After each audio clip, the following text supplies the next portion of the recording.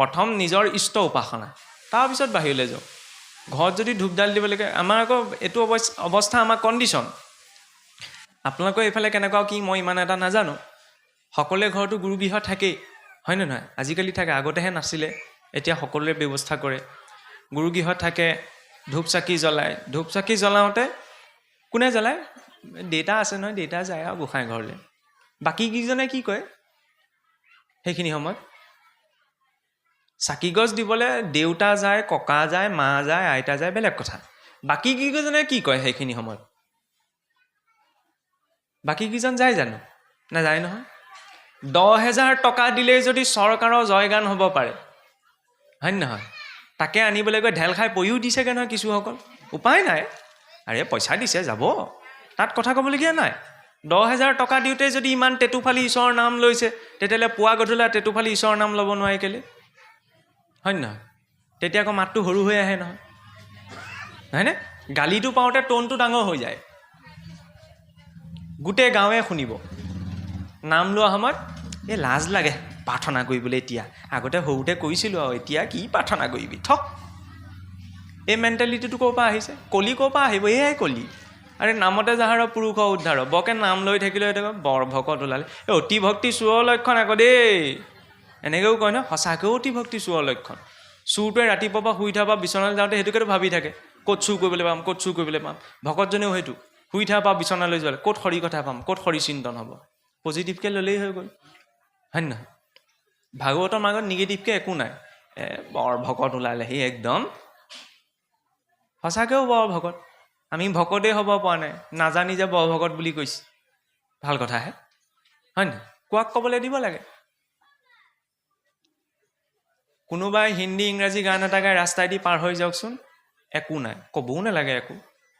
Test কৰি চাব 11-12টামান বজাত এনেই ভাগৱতৰ পদ এটি গুণগুণাই পেলাই গাঁৱৰ মাজেদি পিছদিনা ওলাব। ক'ৰ ভকত জানো ভাগৱতে মূৰত ধৰিলেগৈ চাগে, 12টা-1টাত ভাগৱত গাই গাই গৈছে, হয় নহয়? আৰু ভকত বুলি ক'লেও মানুহে সেইটোকে ভাবি থাকে, এতিয়া তেওঁ অৱসৰ ল'লে, এতিয়ানো কি কৰিব আৰু?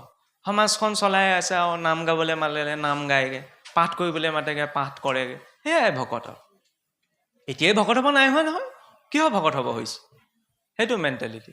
সেয়াটো বাদ দিয়ক, শৌচাগাৰলৈ গ'লে যে গাটো তিয়াই আহিব লাগে, সেইটো অসমীয়া মানুহে ভজনীয়া ভকতৰ নিয়ম বুলি ভাবে। ধুতিখন পিন্ধি ডেকা মানুহ এজন মিতিৰ ঘৰ ফুৰিবলৈ বছৰেকৰ বিহুৰ দিনা গুচি যাওকচোন, সুধিবহি, হেৰা বিহুৰ দিনা যে ধুতি পিন্ধি আহিলা, কোনোবা মৰিলে নি বংশত? সেই দুটা কণ্ডিশ্যনতে পিন্ধে ন, হয় সকাম খাবলৈ যাব, নহয় বংশ পৰিয়ালত কোনোবা মৰিব লাগিব। মই এইটো কোৱা নাই যে 24 ঘণ্টা ধুতি পিন্ধি থাকক, হয় নহয়? কিন্তু এই ধাৰণাটো সলাব লাগিব ন, ভেটিটো প্ৰথম ঠিক কৰিব লাগিব। আৰে শৌচাগাৰলৈ গ'লে গাটো ধুই অহাটো সেইটো ভজনীয়া ভকতজনৰে নিয়ম নহয়, সেইটো শৌচাচাৰ। আচাৰো পৰমো ধৰ্ম আচাৰহীনম নপুনন্তি বেদ, হয় নহয়? প্ৰত্যেক মনুষ্যৰ বাবে। কাৰ বাবে সেইখিনি নিয়ম নাই? 5 বছৰতকৈ কম বয়সৰ, 90তকৈ ঊৰ্ধৰ আৰু ৰোগগ্ৰস্তজনৰ বাবে, নহয়নে? ৰাতিপুৱা শুই উঠাৰ পৰা বিচনাখনৰ পৰা বিচনালৈ যোৱালৈকে সম্পূৰ্ণ সদাচাৰৰ মাজত আছে। তাৰ জৰিয়তে ইন্দ্ৰিয়বিলাক সংযমী হৈ থাকে, হয়নে নহয়? দুজনে ঢেৰ অদৰকাৰী বহুত কথা কৈ আছে, মাজতে কৃষ্ণ বুলি কৈ দিয়কগৈচোন, ওলোটাই আপোনাক টানকৈ মাতষাৰ দিব নোৱাৰে। কিয় নোৱাৰে? 10টা কথা বুজালে যিজন মানুহে নুবুজে, শান্ত সৌম্যতাৰে গহীনকৈ যদি কৃষ্ণ বুলি কৈছে, তেওঁ অন্তত কিবা দ্বিতীয় ভাবি চাব, বোলে অকণমান ধৈৰ্য ধৰোচোন। কৃষ্ণ নামটোত ইমান শক্তি আছে ন, নামটো লাগে। শুনিবলৈ যাওঁতে কেতিয়াবা অধম শ্ৰৱণ হৈ যায়, নপৰিব লগা কথাখিনিও কাণত পৰে। কৃষ্ণ কৃষ্ণ কৃষ্ণ বুলি ক'লেতো মানুহৰ নামো হ'ব পাৰে, থাকে ন, কৃষ্ণ ৰাম, দুবাৰ উচ্চাৰণ কৰিলে সম্বোধন। কৃষ্ণ কৃষ্ণ ভালে আছেনে? ৰাম ৰাম ভালে আছেনে? কওঁ নে নকওঁ আমি? 3বাৰ উচ্চাৰণ কৰকচোন, সমবেদনা, ৰাম ৰাম ৰাম, বৰ বেয়া কথা হ'ল দেই। কৃষ্ণ কৃষ্ণ কৃষ্ণ, তেওঁৰ লগত হ'লে এনেকুৱা হ'ব নালাগিছিল। বাৰে বাৰে উচ্চাৰণ কৰক, এটা নামেই। কীৰ্তন, কীৰ্তন নিৰন্তৰ জীৱনটোত চলক। নামৰ সাধনা, সাধনাই আনিব সিদ্ধি, সিদ্ধি প্ৰশস্ত কৰিব পথ মুক্তিৰ। কেপাচিটি আছেনে বেলেগ এটা নামৰ? নতুন গান এটা, নতুন চিনেমা এখন, নতুন চৰকাৰ অহাৰ পাছতো দ্বিতীয়খন কেতিয়াবা মানুহে ছেকেণ্ড ভাৰ্চনটো কেতিয়া ওলাব? ভাগৱতত শুনিছেনে? ছেকেণ্ড ভাৰ্চন এটা ওলোৱাহেঁতেন কিমাননো একেখিনিকে পঢ়িম শুনিম আৰু, ঘোষা একেখিনিকে কিমান গাম আৰু, নতুনকৈ কোনোবাই ঘোষা এভাগ উলিওৱাহেঁতেন। কোনেওতো নকয়, কিয় কোৱা সম্ভৱ নহয়? কৃষ্ণ পূৰ্ণ, সেইকাৰণে কৃষ্ণৰ ৰূপ লীলা গুণ ধাম নাম সকলো পূৰ্ণ। যিমানে ভাৱেৰে তেওঁ গ্ৰহণ কৰিব, বুজিব নালাগে, বৰকে বুজি থকাসকলে ভগৱানক নাপায়। সৰলতাৰে ল'ব লাগে, মানি ল'ব লাগে, তেতিয়া আপোনা আপুনি ভাৱ আহি যায়। ইন্দ্ৰিয়বিলাক সেইকাৰণেই দিয়া গ'ল, কৰ্ণে শুনে কৃষ্ণ কথা, মুখে বোলে ৰাম, মনে পাদ পদ্ম স্মৰে। মনটো আকৌ কিয় দিলে? ঈশ্বৰক চিন্তা কৰিবলৈও নাই দিয়া, ঈশ্বৰৰ চৰণ যুগল। বৰকে ঈশ্বৰৰ চৰণৰ পৰা ওপৰলৈ গ'লে মানে ভ্ৰম উপজে, সঁচাকৈও ভ্ৰম উপজে। আপুনি ভাবি চাওকচোন, ভগৱন্তৰ সেইকাৰণে প্ৰত্যক্ষ শ্ৰীমুখ দৰ্শনৰ প্ৰথম ব্যৱস্থা নাই, প্ৰথম চৰণ যুগল দৰ্শন, হয় নে নহয়? কাৰণ আশ্ৰয় তাতহে আছে। ওপৰলৈ চালে বৰকে মোহো উপজিব পাৰে। ধুনীয়া ঘৰটো দেখিলে চকুটো যায় না, ঘৰটো ধুনীয়া লাগিছে দেই। কোনোবাই দামী কাপোৰ এযোৰ পিন্ধি যাওকচোন, ভাল বেয়া পিছত কাপোৰযোৰ ক'ৰ পৰা ল'লে বাৰু? যিটো মানুহে কাপোৰযোৰৰ দামটো প্ৰথমতে সুধিছে, আমাৰ আইসকলেও 16 প্ৰকাৰৰ শৃংগাৰহে কৰে। কৃষ্ণ কি 32 অলংকাৰ, সেইজনে সেই সোপা পিন্ধি যদি সন্মুখলৈ আহিবলৈ হয়, গতিটো কি হ'ব বাৰু? বোলে নহয় নহয়, জ্ঞানৰ দৃষ্টি লাগিব। জ্ঞানৰ দৃষ্টি দিলেও লাভ নাই। অৰ্জুনক দিছিল ন, কি ক'লে? সম্বৰণ কৰা প্ৰভু, মই চাই থাকিব নোৱাৰোঁ, কেপাচিটি নাই দৰ্শন কৰাৰ। আৰু কৃষ্ণৰ এইটোত বহুত ডাঙৰ কৃপা, এই যে বিৰহত ভক্তি বাঢ়ে। ইমান বোলে কৃষ্ণ কৃষ্ণ কৈছে, ঈশ্বৰক দেখিছা? দেখা বস্তু নহয় ন। ৰচা আপচু কোনটোৱে, মিঠা সোৱাদটো কোনেও দেখুৱাই দিব নোৱাৰে, হয়নে নহয়? হৰি কথা কথনত, হৰি কথা চিন্তনত, শৰীৰৰ চৰিত্ৰ শ্ৰৱণত, যতেক আনন্দ আছে ভজিলে জানিবা পাছে, কিবা আৰু কহিব মহত্ব, নহয় জানো? কৃষ্ণ যে প্ৰত্যক্ষ ৰূপত নাহে, কাৰণ ঘৰতে মানুহজন সদায় আছে, ল'ৰাটো ছোৱালীজনী সদায় ঘৰত, সেইটো মৰম বেলেগ হয়। 3-4 বছৰৰ কাৰণে ঘৰৰ পৰা আঁতৰি থাককচোন, কৰ্মসূত্ৰে হওক, পঢ়া শুনাৰ ক্ষেত্ৰত থাকিবলগীয়া হয় ন, 3-4 বছৰৰ মূৰত ঘৰলৈ আহক। ঘৰত যিজনে সদায় বকিছিল, সেইজনো বাট চাই থাকে, বোলে আজি 3 বছৰৰ মূৰত আহিছে পাই ঘৰলৈ। এই বিৰহে কি কৰিলে? নথকা স্নেহকণো বৃদ্ধি কৰিলে। ঈশ্বৰে ভক্তিত সেইকাৰণে প্ৰথম কি কৰে? কৃষ্ণ ভক্তিৰ প্ৰথম লক্ষণ বিৰহ। উদ্ধৱক তাকেই দিছিল, লগতে আছিল, একো অনুভৱ নাই, এৰি থৈ গুচি গ'ল। সাধন ভক্তি। এতিয়া সাধন অৱলম্বন কৰি আহা, ঈশ্বৰক নাই পোৱা, যিটো তাৰণা। ভক্তি কৰিলে ভগৱান প্ৰাপ্তি নহয়, বহুত ডাঙৰ কথা এইটো। ভক্তিৰ তীব্ৰতাইহে ভগৱত প্ৰাপ্তি কৰে। ভক্তিটো সকলোৱে কৰিছে, হয়নে নহয়? তীব্ৰতাটো কিমান, হেঁপাহটো কিমান তেওঁক পাবলৈ, সেইটোহে সিদ্ধি কৰাই গৈ। তীব্ৰতাটো যদি কম হয়, তেতিয়াহ'লে নুমে জ্বলে এইটো অৱস্থাতে থাকে। তাৰ বাবে কি কৰিলে? মনটোৱে ঈশ্বৰ চৰণ যুগল চিন্তন। কৃষ্ণৰ প্ৰতিমা দেখে চক্ষুৱে ভক্তক, চকু দুটা কিয়? কৃষ্ণৰ প্ৰতিমা। কৃষ্ণৰ 8 প্ৰকাৰৰ মূৰ্তি আছে। শৈলিং দাৰু মহিং লৌহিং লেখা লেপ্যাছ চৈকটিং মনোময় মণিময়ং প্ৰতিমাস্থ বিধাস্মিত। স্মৃতি অনুসৰি ভগৱন্তৰ মূৰ্তি বা প্ৰতিমা শিলৰ হ'ব পাৰে, ধাতুৰ হ'ব পাৰে, দাৰু কাঠৰ হ'ব পাৰে, লিখিত হ'ব পাৰে, লিপিত হ'ব পাৰে, মনোময় হ'ব পাৰে, মণিময় হ'ব পাৰে। গতিকে যাৰ য'ত অভিৰুচি, দৰ্শন মাত্ৰকে সেই ঈশ্বৰৰ প্ৰতীক, তেওঁ যেতিয়া সকলোতে আছে, নিশ্চয় তাতো আছে সেৱা, ভক্তসকলকো দৰ্শন। এইটো নহয় কেতিয়াবা তেনেকুৱা কলিযুগত তেনেকুৱা ভকত আছে জানো? কিছুসকল আকৌ এনেকৈ লাগি থাকে কলিযুগত এনেকুৱা ভকত বিচাৰিবলৈ। আৰে মই সত্যযুগৰ ভকত বিচাৰিবলৈ হ'লে মোৰ নিজৰ কামবিলাকো সত্যযুগৰ নিচিনা হ'ব লাগিব, হয় নহয়? তেতিয়াহে ষ্টেণ্ডাৰ্ডটো মিলিব। মই নিজৰটো বিচাৰ নকৰোঁ, কিন্তু আপোনাক বিচাৰ কৰি থাকিম, আপুনি তেনেকুৱা ভকত নহয় ন, কি দৰকাৰ? ভকত আৰু, হয় নহয়? তাৰ মাজতো লাগি যায় উত্তম মধ্যম অধম, সেইটো সংজ্ঞাটো বুজাবলৈহে। আমি ভকতৰ মাজৰ উত্তম মধ্যম উত্তম বিচাৰ কৰিব ফুৰিব নালাগে। ভকত আৰু উত্তম মধ্যম আৰু অধম, এই তিনিওটা নিজৰ ক্ষেত্ৰত মই বিচাৰ কৰিব লাগে। মই অধম নে উত্তম নে মধ্যমতে আছোঁ, আনৰ ক্ষেত্ৰত নহয়। নিজৰ ক্ষেত্ৰত কঠোৰতা, আনৰ ক্ষেত্ৰত শালীনতা, এইটো লাগে ভক্তিত। ইয়াৰ পাছত চাওক, নিৰ্মাল্য তুলসী ঘ্ৰাণ লৱে নাসিকায়। নাকটো কিয় দিলে? বোলে ভগৱন্তৰ পদ অৰ্পিত তুলসীৰ গন্ধ ল'বলৈ। এতিয়া অথনি যেতিয়া পূৰ্বৰ ব্যাখ্যাকাৰজনে কৰি আছিল, এটা কথা মোৰ গাত লাগিলে মানে কি, মনত থাকি গ'ল। অসমত কিছুমান কথা ক'বলৈ অকণমান বিপদ, সঁচাকৈও বিপদ। কাৰণ এতিয়া এই তুলসীৰ কথা আহোঁতে, তুলসী মনা নমনালৈও ধেৰ কথা আছে নহয়। কিছুৱে কয় আমি তুলসী মানুহ, কিছুৱে নামানো। মনা নমনা গছজোপা আছে, মনা নমনালৈ কিটো থাকিলে? ভগৱন্তক ভাল পাবলৈ হ'লে ভগৱন্তৰ ভাল পোৱা বিষয়খিনিওতো ভাল পাব লাগিব, হয়নে নহয়? কৃষ্ণ 2য় স্কন্ধত অলপ আগত পাঠ হৈ থাকোঁতেতো ওলাইছিল এইটো উপদেশ, যে কৃষ্ণ পদ তুলসীৰ নলৈলে ক ঘ্ৰাণ, নিশ্চাকো কাহন্ত যেন ভাতিৰ সমান। আমাৰ অসমত এনেকুৱা প্ৰথাও প্ৰচলন আছে বোলে কাতি বিহুৰ দিনা আপুনি তুলসীৰ তলত চাকি দিব নোৱাৰে, তেতিয়া এখন ভস্ত হ'ব। এইটো কি কথা হ'ল? এখন কোনোবাই কাকো দি নিদিয়ে, সেইটো এটা স্থিতিহে। আমি যি শৰণ লওঁ সেয়া শৰণ নহয়। প্ৰথম এজন ইষ্টদেৱৰ পৰিচয় যে কৃষ্ণ বা ভগৱান বিষ্ণু, হয়নে? কৃষ্ণ বিষ্ণুটো অভেদ। ইয়াৰ পিছত প্ৰথমতে বিশ্বাস, তাৰপিছত দৃঢ় বিশ্বাস, তাৰপিছতে সুদৃঢ় বিশ্বাস আহিব, হয়নে নহয়? শৰণ লওঁতেই যদি চবেই হৈ গ'লহেঁতেন, তেতিয়া ভজন ভক্তি পৰমাৰ্থ এই পাছৰ পৰ্যায়বিলাক নাৰাখিলেইহেঁতেন। আৰু প্ৰথম নামটো এণ্ট্ৰিহে কৰিছে, তাৰপিছতে বিশ্বাস বাঢ়িবগৈ। এখনীয়া বুলি ক'লে চকুমুটি 10 খোজ পিছলৈ যাব পাৰিব লাগিব। মই যাম জানো? ভয় লাগিব ন। দ্ৰৌপদীৰ হৈছিল, কাপোৰখন ধৰি আছে, কৃষ্ণক মাতিছে, নাই অহা। যেতিয়া গম পালে মোৰ হাতত একো নাই, ধৰি থকা কাপোৰখনো এৰি দিলে। মানে পূৰ্ণ ৰূপত কৃষ্ণৰ সমৰ্পণ।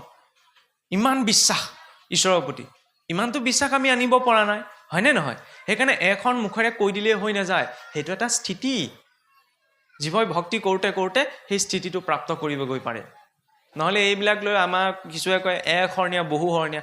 বহুশৰণীয়া বুলি এই শব্দটো শাস্ত্ৰীয় শব্দই নহয়। ক্ষীৰ এজনৰ ওচৰত বিক্ৰী কৰা যায়, 10জনৰ ওচৰত মোৰতো বিক্ৰী কৰা নাযায় নহয়।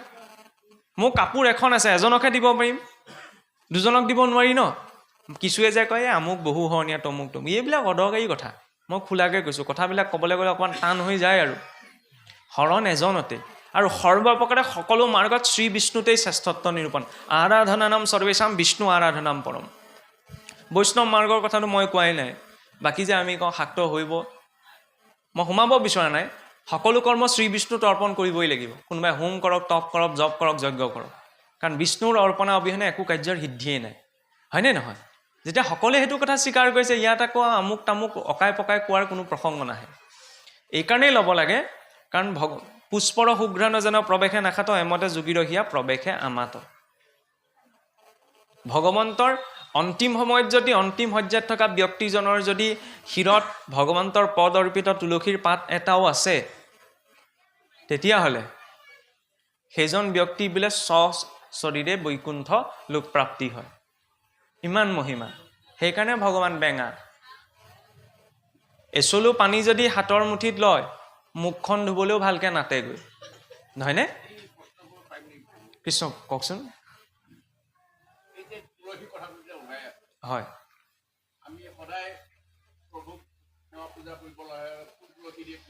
হয়, হয়, অঁ, অঁ, অঁ, পত্ৰতে পৰিব, পুষ্প নহয়। কাৰণ তুলসী পত্ৰাণি এতানি পুষ্পানি, ফুলপাহক পুষ্প, আৰু পাতখিলাটোতো পত্ৰই কোৱা হয়। বিল্ব পত্ৰ, তুলসী পত্ৰ, শাস্ত্ৰতটো তেনেকৈ আছে, নহয় জানো? আপুনি বেলেগকৈ কিবা পাইছে নি? হয়, হয়, অঁ, দিব, অঁ, অঁ, অঁ, অঁ, অঁ, সেই কথাটো, অঁ, অঁ, অঁ, বা এনেকুৱাতো পুৰাণত, পদ্মপুৰাণতো কাহিনী আহে যে ভগৱন্তই তুলসীৰ অভিশাপ কাৰণেই অভিশাপ লৈ শালেগ্ৰাম শিলাৰ ৰূপ লৈছিল, আৰু তেতিয়াই ভগৱন্তই বৰ দিছিল। কাহিনীটো দীঘলীয়া, মই মাত্ৰ সেই প্ৰসংগটো চুইছোঁ, নিশ্চয় আপোনালোকেও শুনিবলৈ পাইছে যে ভগৱন্তই ভক্তৰ বেদনা সহজ কৰি নিজে শিলাৰ ৰূপ ল'লে, আৰু তুলসীও বৃক্ষৰ ৰূপ ল'লে। গতিকে এইটো মহিমা প্ৰকাশ কৰা হ'ল যে ভগৱন্তৰ যেতিয়াই অৰ্চনা কৰা হ'ব, তুলসী পত্ৰ এটি যেতিয়া তাত সংলগ্ন হ'ব, তাৰ সহস্ৰ কোটি জনমৰ পুণ্য হ'ব। আৰু যদি ভগৱন্তৰ পৰা তুলসী পত্ৰক আঁতৰাই ৰখা হয়, তেতিয়া বোলে ভক্তজনৰ দূষণীয় এটা পাপ হ'ব। কাৰণ ভগৱন্তৰ চৰণত বা শালেগ্ৰাম শিলাৰ স্পৰ্শত তুলসী পত্ৰ দিয়াৰ মহিমা এই কাৰণেই, কাৰণ তুলসী বৃক্ষৰূপত এজন ভক্তই আছে। বৃক্ষৰূপত উৎপত্তি হৈছিল তুলসী, নহয় জানো? ভগৱন্তৰ অভিশাপ ক্ৰমে। গতিকে তুলসীক দিয়া এইটো বৰ যে তোমাৰ কেৱল তুলসীৰ পত্ৰ এইটো ব্যৱহাৰ নহয়, ফুলজোপাৰ কেৱল ফুলপাহ, কিন্তু তুলসীৰ কাষ্ঠৰ পৰা আৰম্ভ কৰি তুলসীৰ ফুলপাহলৈকে, পত্ৰলৈকে সকলো ভগৱন্তৰ অৰ্চনাত ব্যৱহাৰ হয়। কিন্তু প্ৰত্যক্ষ ৰূপত পত্ৰ তুলসীৰ পত্ৰ প্ৰত্যক্ষ স্পৰ্শ মানে আমি চয়ন কৰিব পাৰোঁ কাৰণে তাক অৰ্পণ কৰা হয়। কিন্তু এইটো নহয় যে তুলসী গছজোপাৰ কেৱল পাতহে দিয়া যায়, তুলসী কাষ্ঠৰটো মালা দিয়া যায়, হয়নে নহয়? তুলসীৰ ফুলো দিয়া যায়, তুলসীৰ দলো দিয়া যায়, আনকি তুলসীৰ শিপায়ে ভগৱন্তক চন্দন পিহুও দিয়া যায়, নহয়নে?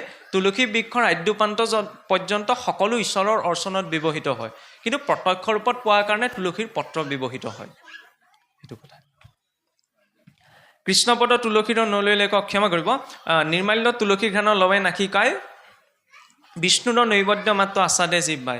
ভগৱান জীৱনত যি প্ৰাপ্ত হৈছে সেই নৈবদ্য প্ৰথম এইটো নহয়। বহুতে এইটো ভাবি থাকে যে মই মাছ মাংস অমুক তমুক নাখাওঁ, ঠিকেই আছে, মই নিৰামিষ ভোজন কৰোঁ। কিন্তু নিৰামিষ ভোজনতো পাপ থাকে, কাৰণ তাতোতো জীৱ হত্যা হৈছে, নহয় জানো?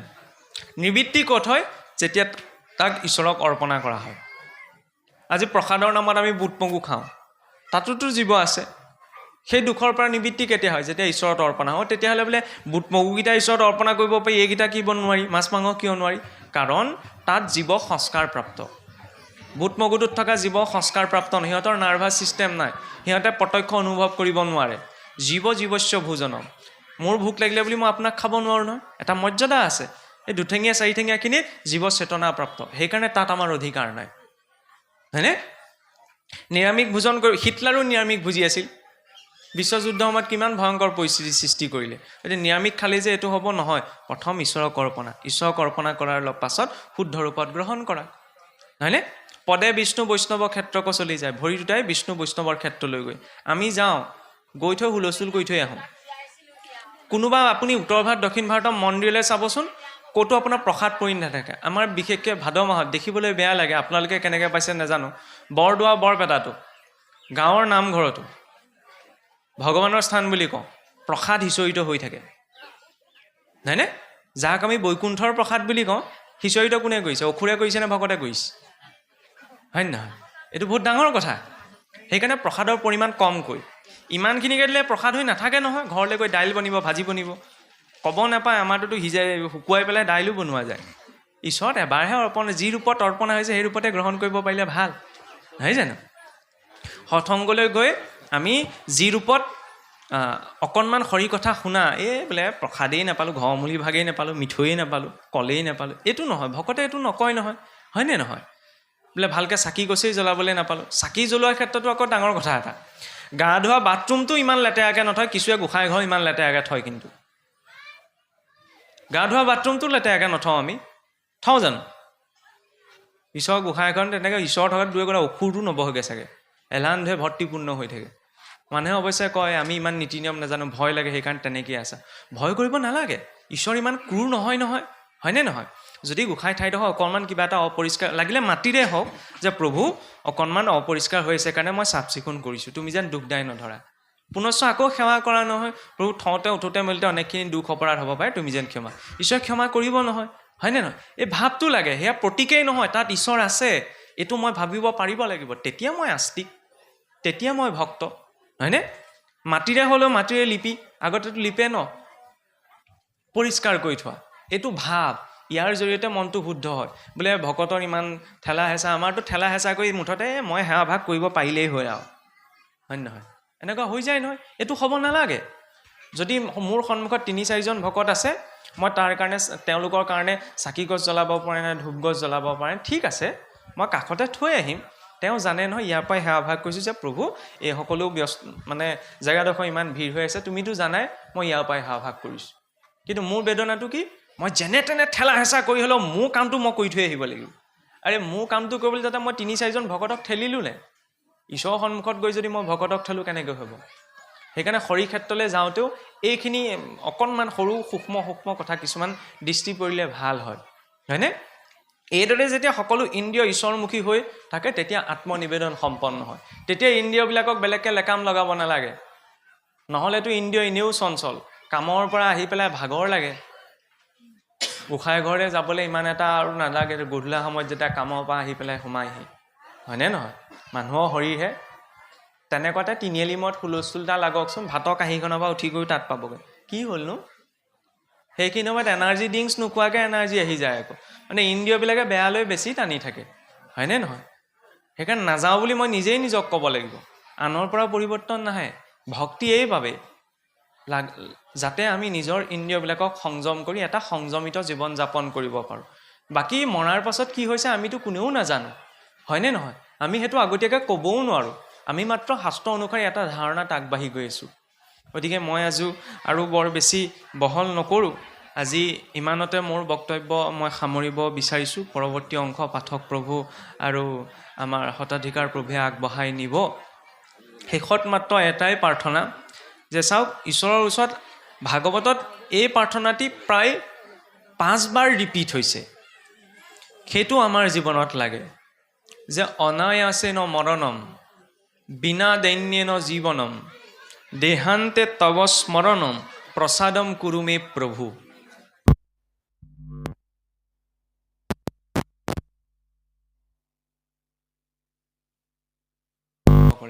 প্ৰভু শান্তিয়ে মৰিব পাৰিলেই হয় আৰু অনায়াসেন মৰণম বিনা দৈন্যেন জীৱনম। মানুহে কয় ন কাৰো ওচৰত হাত পাতিবলগীয়া নোহোৱাকৈ, ইয়াতো তাকেই কৈছে, দৈন্যতাত যাতে প্ৰভু জীৱনটো পাৰ নহয়।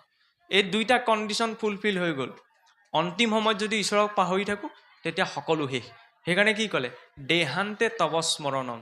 ইমানখিনি বিধি ব্যৱস্থা অন্তিম সময়ত ঈশ্বৰ চিন্তনৰ বাবেই কৰা গৈছে, যে দেহৰ অন্তিম সময়ত যাতে প্ৰভু মই তোমাক চিন্তা কৰি শৰীৰটো এৰিব পাৰোঁ। প্ৰসাদম কুৰু মে প্ৰভু, এইকণ প্ৰসাদ যাতে তুমি মোক প্ৰদান কৰা। গতিকে এই প্ৰাৰ্থনা সকলোকে ব্যক্তও কৰা হৈছে, সেইফালে বহি থকাজনক জনোৱাও হৈছে, আৰু ইয়াতে আপোনাসৱক সেই ভাৱনাৰে প্ৰাৰ্থনা কৰাও হৈছে।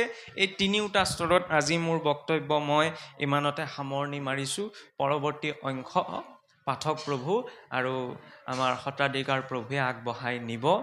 কৈ যোৱা কথাখিনিত যদি কিবা ভুল ত্ৰুটি ৰৈছে তাৰ বাবে আপোনাসৱে যেন আমাক ক্ষমা কৰে, সেই ভাৱনা ৰাখিয়ে পুনশ্চ পাঠ আৰু ব্যাখ্যাৰ আসনৰ প্ৰতি সেৱা জনোৱা হৈছে। কৃষ্ণ।